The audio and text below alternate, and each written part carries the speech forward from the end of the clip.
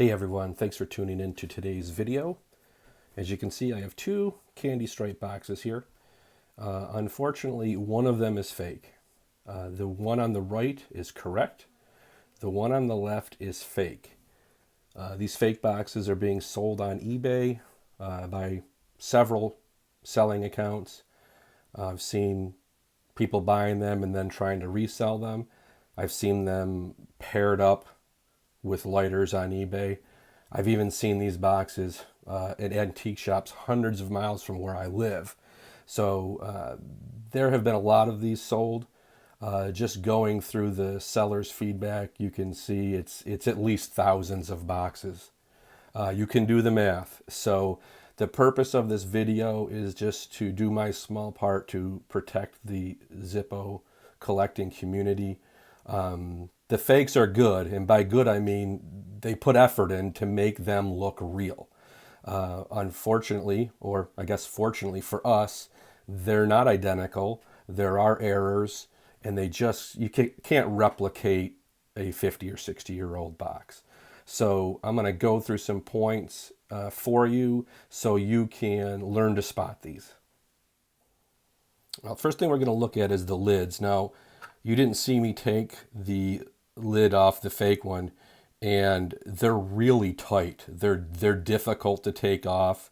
I kind of fumbled around with it for a minute. You don't really need to see me do that on camera, but if you've bought some of these, that's one of several telltale signs. But the first thing, hopefully we can get this under the camera, side by side here. You know, there's difference in coloration, but that happens. The big thing is the paper that has the ink and the design on it is thicker than what was used on the original boxes. It's got a little, let me see if I get some light off of here. It's got a little bit different shine to it. I'm not sure if that's going to pick up on the camera, but I'll show you what will. On the real lid, the paper is really tight to the actual cardboard of the box. I mean, I don't know if the paper is thinner or over time, it just is tighter. When you look at this box, the fake one, just the way the paper goes around this corner, it's much more rounded. And let's see if I can get this here. Yeah, you can see just that. It's kind of wrinkly. It's a thicker paper. It's just wrong. I mean, look at the way it goes around the corner. You can just see it's not right. Look how clean the inside of the box is. I've had a few people have commented that when they bought these boxes, it's like they had like cigarette ashes or something in them. True, I don't know if they're trying to age them or make them look older. Let's just kind of look here. I mean, this looks new. I mean, it's very white. And again, when a box is 50 to 60 years old, they're not all going to age the same. So let's just try to get a nice close look here. I'm going to get the light over this. You can see how tight the radius is on the corner. Go to the other side.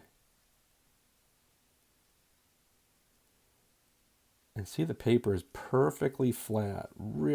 Perfectly adhered to the cardboard. On the fake one,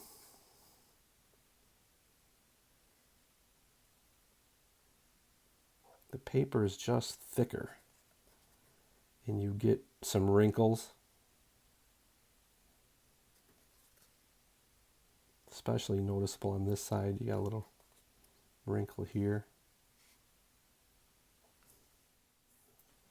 Next up, we're going to do the bottom of the box. And I think this is where it's really obviously fake. Again, this is the correct box. This is the fake. I'm going to call this piece right here, I'm going to call it the insert. It's a separate piece of cardboard that goes in the bottom of the box.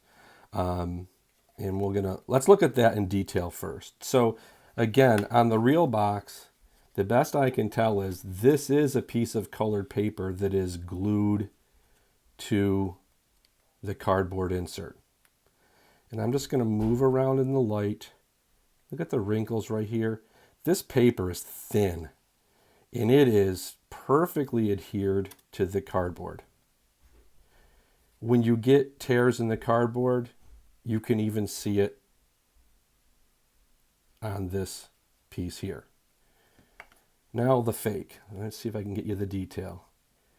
This maroonish red colored paper is very thick. I'm gonna zoom the camera here, and let's just let you take a look at that.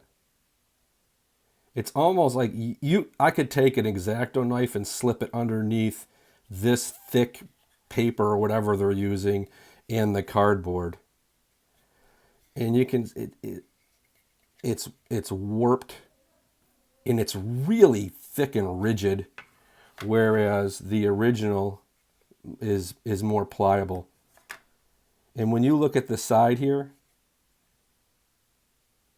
this piece of paper on top of the cardboard is so thin, it almost looks like it's just part of it. When we come over here, this paper, you can see right here in the cutout, it's really thick. Look at the way the light shines off of that insert. I'm going to kind of go around here a little bit so you can see it. See the glare off of that? And then here's the original.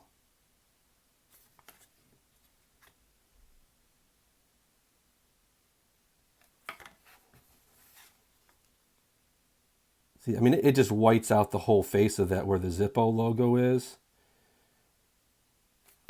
And this one does not.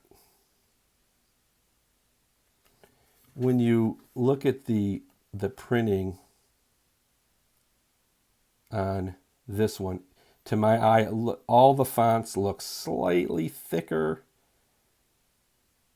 And on the picture of the insert with the pad folded, when you look on the chimney of the insert and where the flint wheel is, there's a little more detail there. And when you look over on this one, it's just black.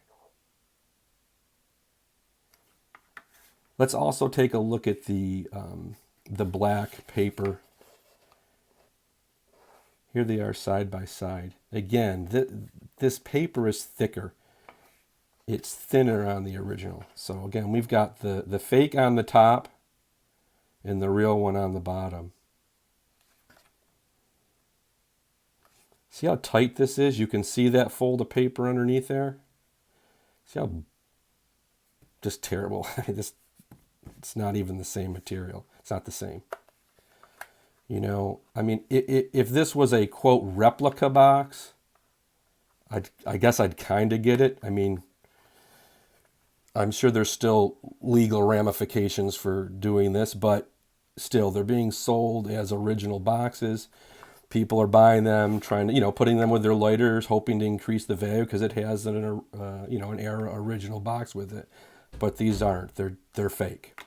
I think that'll wrap up the video. If you guys have any questions, put them in the comments below. And I hope you found this helpful. Thanks a lot.